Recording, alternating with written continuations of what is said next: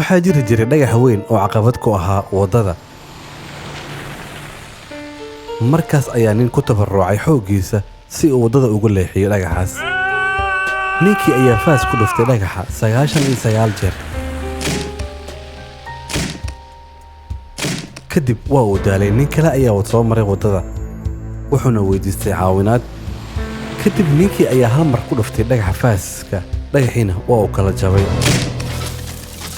si lama filaan ah ayaa waxaa uga soo baxay 100 dhagax oo dahab ah. ninkii faaska halka jeer ku dhuftay. ninkii baa yidhi aniga ayaa iska leh. labadii nin meesha ayay ku murmeen waxayna isula tageen qaadiga.